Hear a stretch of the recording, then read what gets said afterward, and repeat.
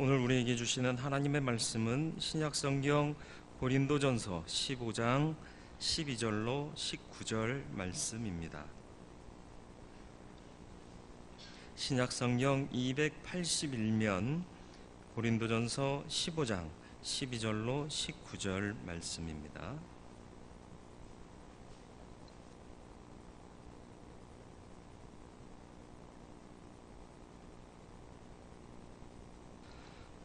말씀 봉독해 드리겠습니다.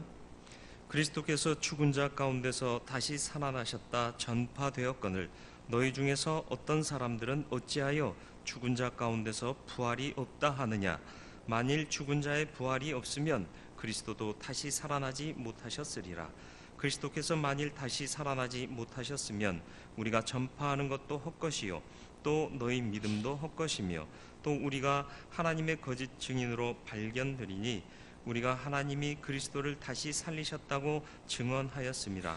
만일 죽은 자가 다시 살아나는 일이 없으면 하나님이 그리스도를 다시 살리지 아니하셨으리라. 만일 죽은 자가 다시 살아나는 일이 없으면 그리스도도 다시 살아나신 일이 없었을 터이요 그리스도께서 다시 살아나신 일이 없으면 너희의 믿음도 헛되고 너희가 여전히 죄 가운데 있을 것이요 또한 그리스도 안에서 잠자는 자도 망하였으리니 만일 그리스도 안에서 우리가 바라는 것이 다만 이 세상의 삶뿐이면 모든 사람 가운데 우리가 더욱 불쌍한 자이리라. 아멘. 이제 원로 목사님 나오셔서 부활을 확신하십니까? 라는 제목으로 말씀 증거하실 때 큰 은혜 되시기 바랍니다.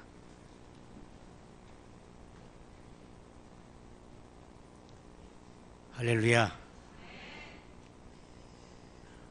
오늘은 우리 예수님께서 부활하신 참으로 기쁜 날입니다. 오늘은 우리 기독교가 탄생한 날입니다. 그러기에 해피 버스데이입니다. 그런데 오늘 저는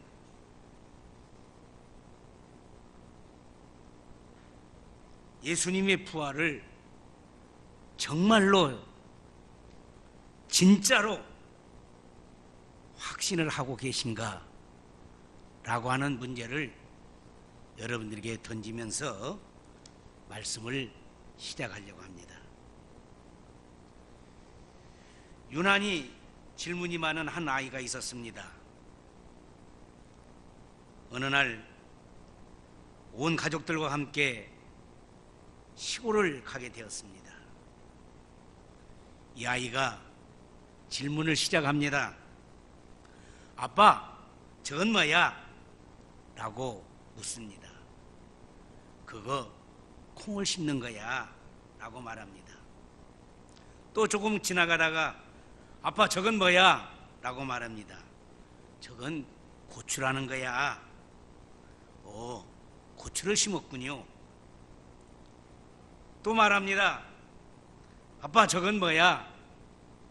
지금 벼를 심고 있는 거야 라고 말했습니다.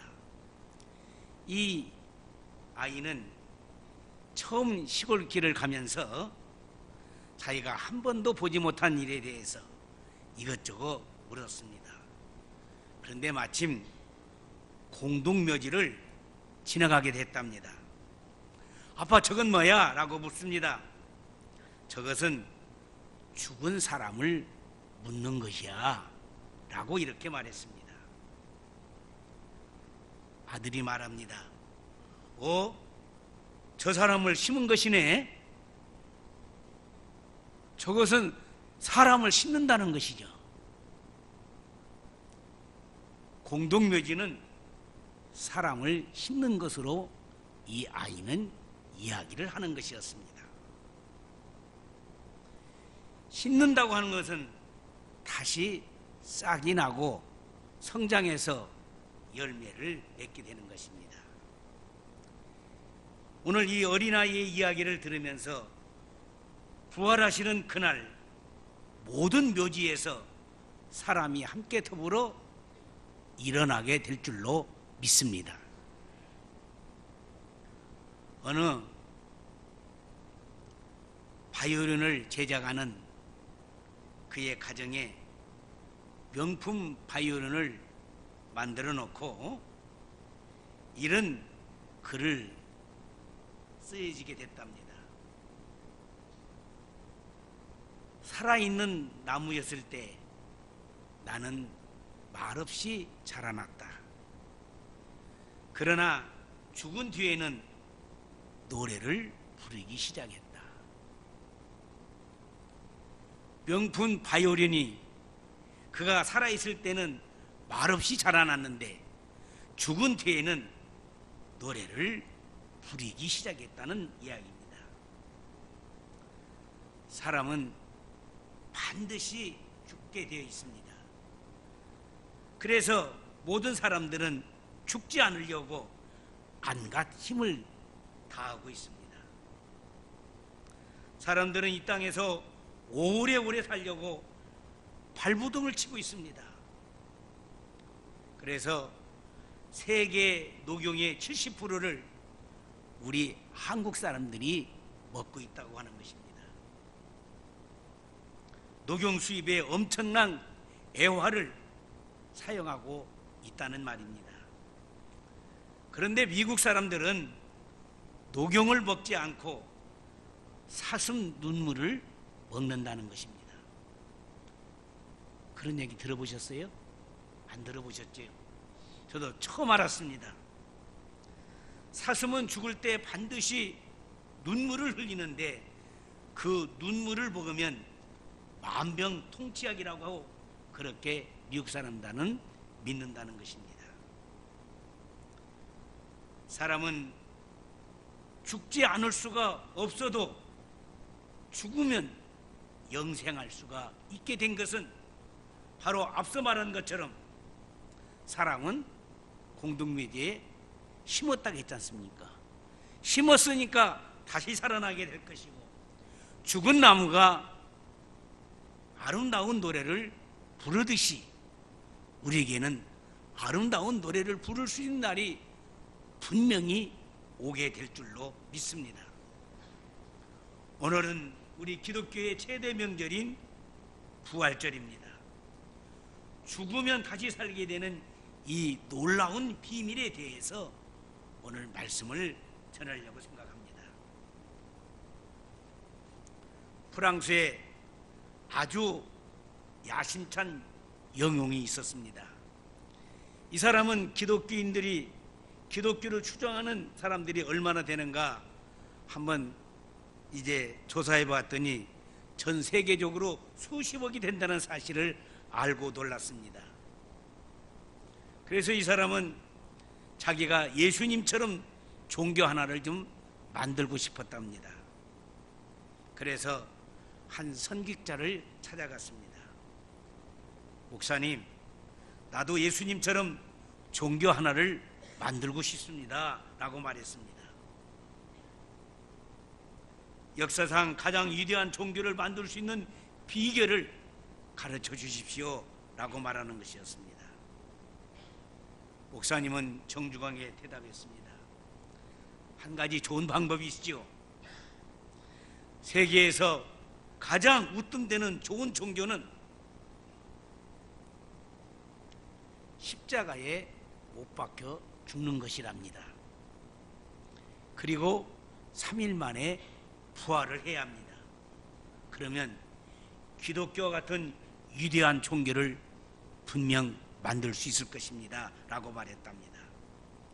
이 말을 들은 영웅은 내가 한번 십자가에 못 박아 죽을 수 있을까? 아무리 생각해봐도 자신은 십자가에 못 박아 죽을 수 있는 그런 능력도 없을 뿐 아니라 그런 자신도 없었던 것입니다. 그래서 그는 새로운 세계적인 종교를 만드는 것을 포기하고 집으로 돌아갔다 하는 그런 이야기가 있습니다. 또 한 사람이 있습니다. 이 사람은 자신이 메시아가 되고 싶어 했답니다. 그래서 어느 신문사에 찾아가서 당돌하게 말합니다. 내가 하나님의 아들 메시아입니다. 나를 신문에 대해서 특별 좀 해주십시오 라고 이렇게 말했습니다. 이 사람은 신문사에서 자신이 하나님의 아들이라고 하면 깜짝 놀랄 줄 알았는데 아무런 관심이 없는 것이었습니다. 그래서 묻습니다. 내가 왜 하나님이라고 말하는데 신문에 내주지 않느냐고 이렇게 당돌하게 말했습니다. 이 신문 편집 담당자가 말합니다. 당신이 살인을 하거나 또는 세상을 놀라게 하는 범죄를 저지르면 내가 신문에 내드리겠습니다 라고 대답했답니다. 그러나 우리는 당신이 하나님이라고 하는데 관심이 없습니다 이렇게 얘기를 하는 것이었습니다. 그래도 이 사람은 끈질기게 하나님의 아들이라고 주장하자 담당 편집자가 이렇게 말합니다. 여러 가지 이야기할 것이 없습니다. 당신이 죽었다가 다시 살아나십시오. 그러면 신문에 대서 특별히 해줄 것입니다 라고 이야기를 했다는 것입니다. 예수님이 메시아가 아니냐라고 우리가 확인할 수 있는 길은 부활을 했느냐 못했느냐에 달려있다는 사실입니다. 예수님은 부활하셨습니다. 기독교의 핵심은 바로 부활에 있다고 하는 것입니다. 오늘 성경을 보니까 만일 부활이 없으면 예수님도 부활할 수 없을 것이다 라고 이렇게 말하고 있습니다. 불경에 이런 이야기가 있답니다. 어느 날 석가모니에게 한 여인이 찾아와서 죽은 아들을 살려달라고 애원을 했습니다. 그러자 이 석가모니는 마을에 데려가서 많은 가족 중에 어느 누구도 장사 지낸 일이 없는 집을 찾아 집신을 삶아 먹으면 이 죽은 아들이 다시 살아날 것이다 라고 말했습니다. 여인은 슬픔 속에서도 기대가 있게 됐습니다. 그래, 어느 집에 가서 그런 집을 찾게 되면은 그 집에 집신을 삶아 먹게 되면은 내 아들을 살려낼 것이다 라고 생각하고 온 동네를 돌아다니면서 어떤 집이 장사되는 집이 없는가라고 찾아 물었습니다. 하루 종일을 돌아다녀도 어느 가정에서 장사를 지내지 않은 집안은 한 가정도 없었습니다. 이 여인은 화가 났습니다. 그리고 석가모니에게 찾아와서 세상에 한 집도 장사 지낸 집이 없는 집이 없다고 이야기를 했습니다. 석가모니가 말합니다. 세상에 죽음을 경험하지 않는 집이 어디 있느냐 라고 되물으면서 모든 인간은 그렇게 죽는 날이 오게 된다라고 말했다는 것입니다. 우리는 성경에도 이와 비슷한 이야기가 있습니다. 야이로라고 하는 회당장의 딸이 병들어 사경에 헤매게 됐을 때에 사람을 보내서 예수님을 초청하게 됐습니다. 그런데 예수님이 뒤늦게 도착하셔서 그만 그 아이가 죽고 말았다고 했습니다. 온 집안이 슬픔에 빠졌습니다.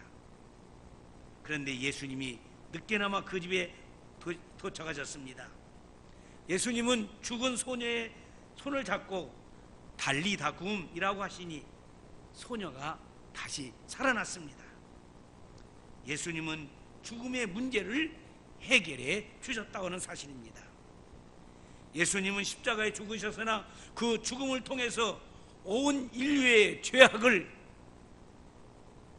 용서해 주시고 사망 권세를 이기시고 당당하게 3일 만에 부활하셨습니다.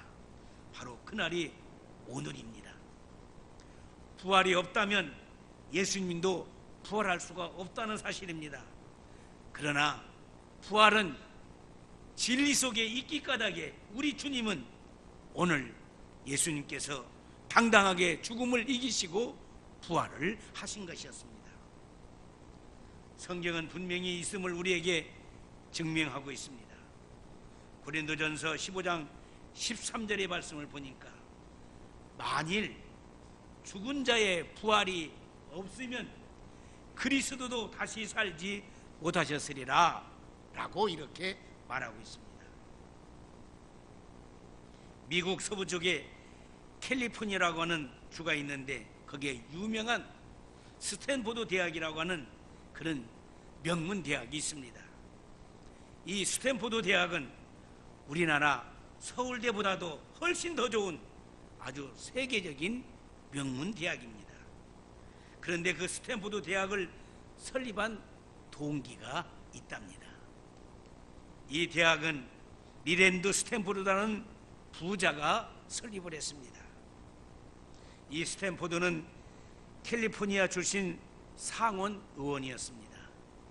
그런데 그에게 엄청난 사건이 생겼습니다. 갑자기 사랑하는 외아들이 죽었습니다. 잘생겼습니다. 수지였습니다. 그런 외아들이 갑자기 죽었다고 하는 것입니다. 극도의 슬픔에 잠긴 아버지는 장례식에 말을 잃어버렸습니다. 슬픔 속에 잠을 자지 못하고 있는데 어느 날 꿈에 아들이 생생한 모습으로 아버지에게 말하는 것이었습니다. 아버지, 저는 부활하신 예수님 곁에 있습니다. 저 대신 젊은이들을 좀 도와주세요. 스탠포드는 이 환상을 보고 그의 인생관이 바뀌게 되었습니다. 그래서 그 아들의 소원을 들어주기로 하고 교육에 전력을 다하기로 마음에 결심을 했습니다. 그 당시 거액인 2천만 달러, 지금으로 말하면 우리나라 돈으로 한 200억이 넘는 것이죠. 그 돈을 들여서 유명한 스탠포드 대학을 설립하게 되었다고 하는 것입니다. 그리고 어려운 학생들을 돕는 일에 전력을 기울였습니다. 스탠포드는 죽을 때 이런 유서를 남겼답니다. 나의 재산은 10원짜리 동전 하나 남기지 말고 젊은이들의 교육을 위해서 사용하라 라고 하는 유서를 남겼다고 합니다. 스탠포드 명문 대학이 설립된 것은 스탠포드의 아들을 부활이 됐다는 이 확신한 사실 때문에 그는 엄청난 귀한 일을 하게 됐다고 하는 것입니다. 부활이 없으면 예수님도 부활할 수가 없었을 것입니다. 부활은 분명히 있습니다. 그러기에 예수님이 부활하신 것입니다. 그렇기 때문에 우리들도 부활할 수 있다는 이 사실을 여러분들은 확신을 가지시기를 바라는 것입니다. 예수님은 부활하셨어요. 예수님이 부활한 사건은 하나님의 진리 안에서의 부활이 됐다는 사실입니다. 하나님께서는 이 세상을 창조하실 때에 부활의 진리를 우리에게 주셨는데 그 부활의 진리를 누구를 통해서 이 땅에 실현시켰느냐 하면 예수 그리스도를 통해서 실현시켜 주셨습니다. 그래서 그 예수님을 통해서 우리가 부활의 소망을 가지게 됐다고 하는 사실인 것입니다. 두 번째로는 만일 부활이 없으면 우리의 부활도 없게 되는 것입니다. 오늘 성경 말씀 가운데 보면 만일이라는 말이 몇 번 나오고 있습니다. 고린도전서 15장 50절로 52절에 보니까 형제들아 내가 이것을 말하노니 혈과 육은 하나님의 나라를 이어받을 수 없고 또한 썩는 것은 썩지 아니할 것을 유업으로 받지 못하느니라. 보라 내가 너에게 비밀을 말하노니 우리가 다 잠잘 것이 아니요 마지막 나팔 순식간에 후련히 다 변화되리니 나팔 소리가 나며 죽은 자들이 썩지 아니할 것으로 다시 살아나고 우리도 변화되리라 라고 말씀하고 있습니다. 무디라고 하는 목사님은 어느 날 장례식 설교에 부탁을 받았답니다. 문득 이 무디 목사님은 예수님은 장례식 설교를 어떻게 했을까라고 성경을 찾아봤답니다. 그런데 놀라운 사실은 예수님은 장례식 설교를 단 한 번도 이 땅에 남기지 않으셨다고 하는 것입니다. 그래서 무디가 놀랬다고 하는 것입니다. 왜 그랬습니까? 우리 모두는 부활할 수 있기 때문입니다. 어쩌면 여러분 장례식을 안 했다고 해서 천국에 가고 했다고 해서 천국을 못 간다고 하는 것은 아닙니다. 그것은 하나의 풍습이 된 것이기 때문에 문제가 되지 않습니다. 그러나 성경에 보면은 우리는 장례식이 없다고 합니다.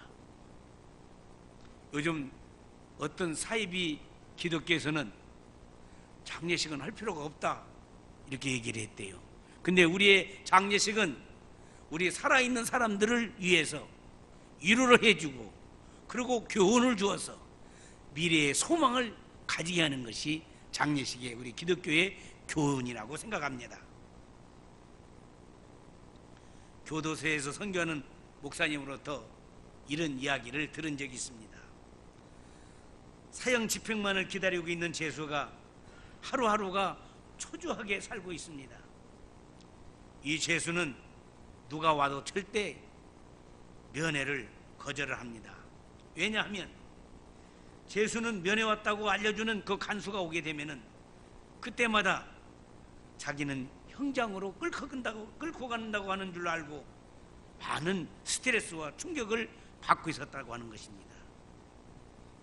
그런데 어느 날 뜻밖에도 그에게 사형에서 무기징역으로 형이 감면이 되었답니다. 간수가 형이 감면된 감명장을 들고 그에게 찾아왔습니다. 그런데 그 사형수는 욕지거리를 하면서 나가라고 막 소리를 지릅니다. 미처 기쁜 소식을 알릴 틈을 주지 못했다고 하는 것입니다. 나가! 왜 잠자리가 이렇게 추워? 이부자리도 엉망이야. 밥은 먹을 수가 없어. 왜 이렇게 환경이 지옥 같아? 되는 소리 안 되는 소리 막 짓거리고 외치는 것이었습니다. 그런데 간수는 감면장을 내어놓으면서 이렇게 말합니다. 당신은 이제 살게 되었어. 무슨 걱정이 있겠어? 라고 말했습니다. 이 사형수는 감면장을 받아쥐고서는 너무너무 좋아서 얼마나 기쁜지 이제 온 감방 안에서 뒹굴었다고 하는 것입니다. 인류는 에덴 동산 이후에 언젠가는 다 죽어야 할 사형수와 같습니다. 그러나 우리는 오늘 부활하신 우리 주님의 기쁜 소식을 우리에게 들려주셨습니다. 예수님은 십자가에 우리의 죄를 짊어지시고 죽으셨기 까닭에 우리는 영생의 구원을 얻습니다. 예수 부활했으니 나도 우리도 부활합니다. 이 사실을 우리는 확신해야 할 줄로 믿습니다.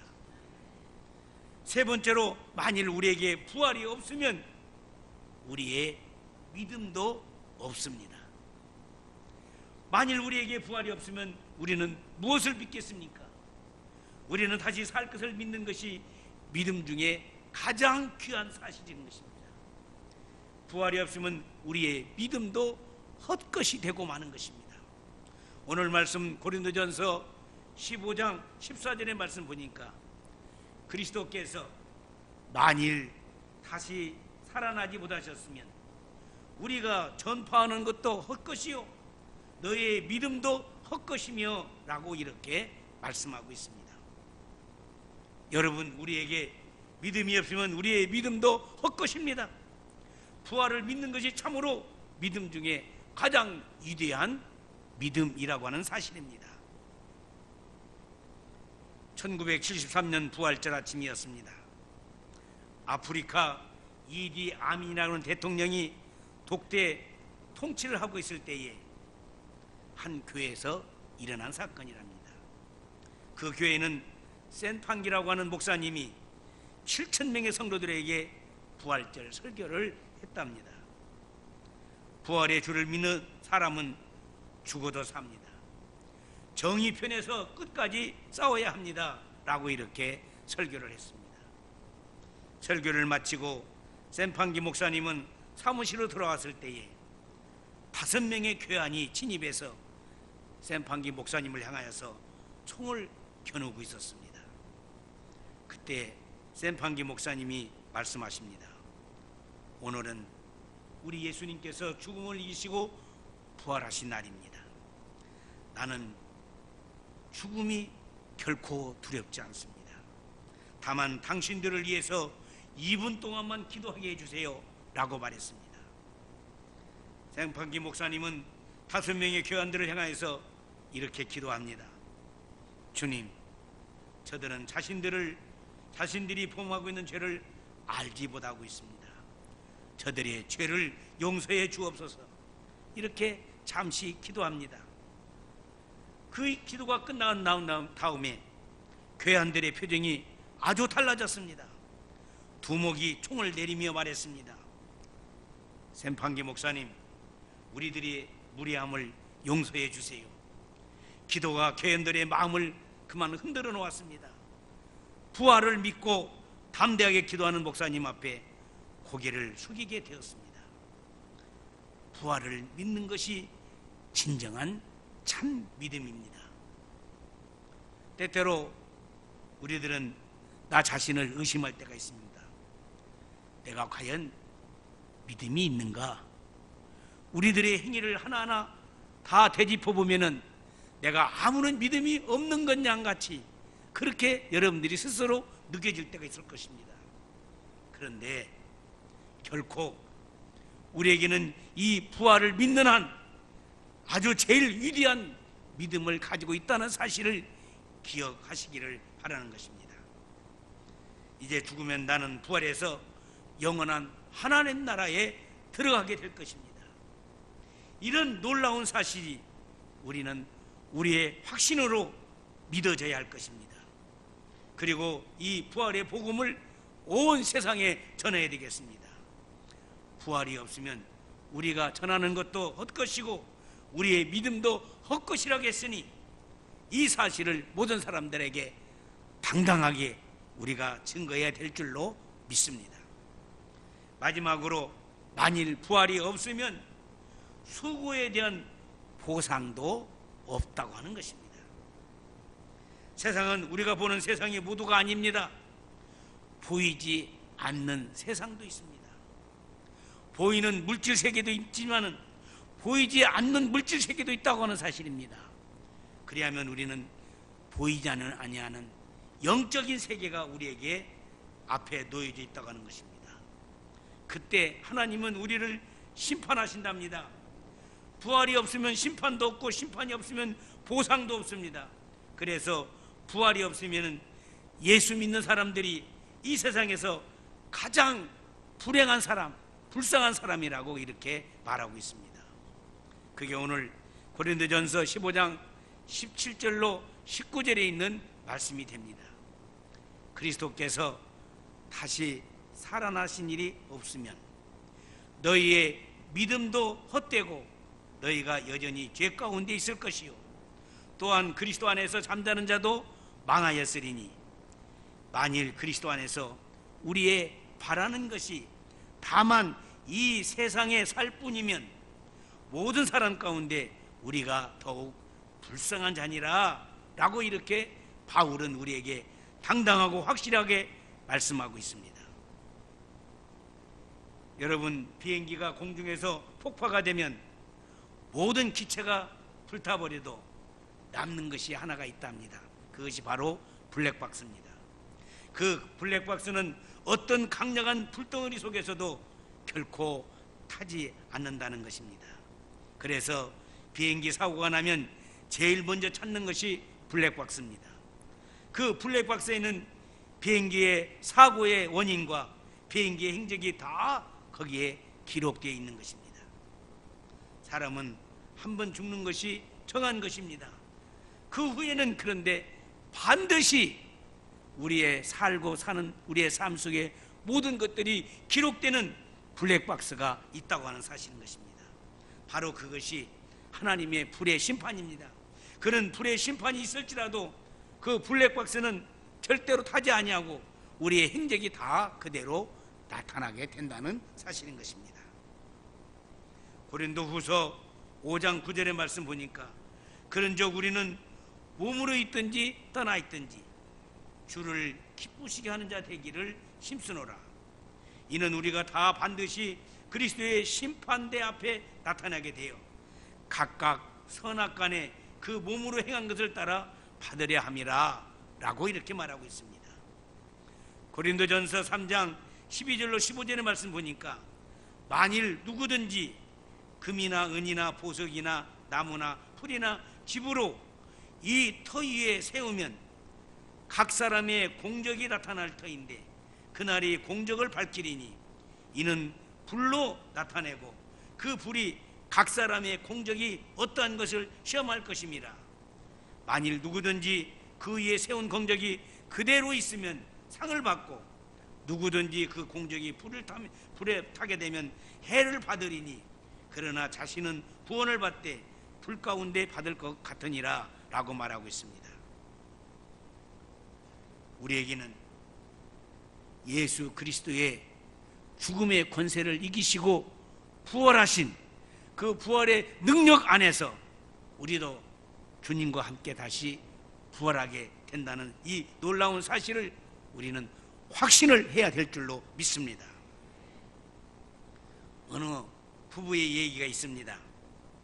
아침에 일어나면 이불도 요도 정리 안 하고 잠옷도 아무렇게 벗어 던지고 그렇게 사는 버릇을 지닌 부인이 있었답니다. 참다 보대서 어느 날 아침 어지러운 집안을 보면서 남편이 점잖게 말했답니다. 여보, 예수님은 무덤 속에서 그 정신없는 상황 속에서도 아픈 몸으로도 입고 계셨던 세마포를 단정히 정돈하시고 부활하셨다는데 라고 이렇게 말했답니다. 그 말을 들은 부인은 상냥하게 웃으면서 이렇게 대답했답니다. 여보, 미안해요. 내가 아직 부활을 못해서. 그렇게 얘기를 했답니다.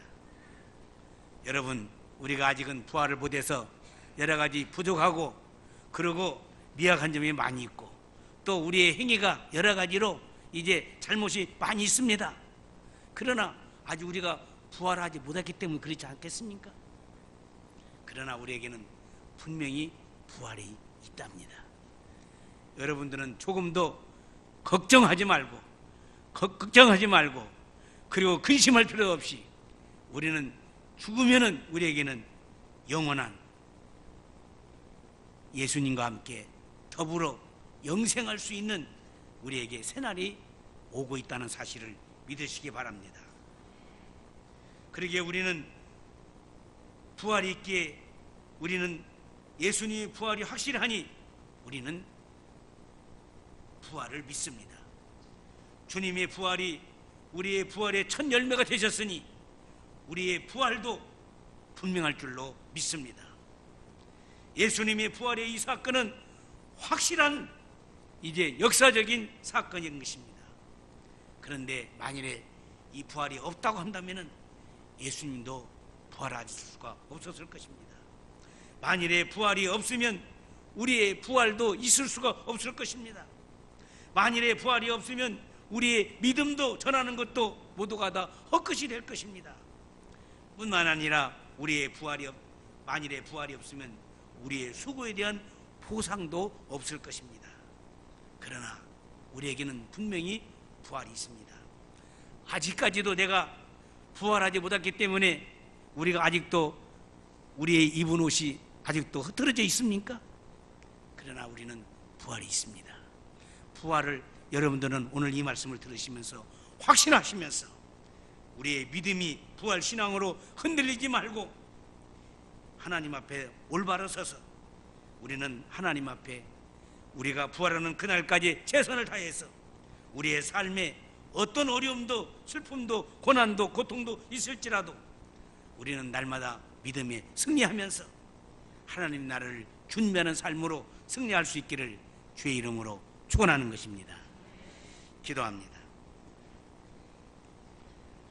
참 좋으신 아버지 하나님, 인류에게 캄캄하고 어두운 비참한 삶 속에 살다가 부활의 놀라운 진리를 깨닫게 도와주신 것 감사를 드립니다.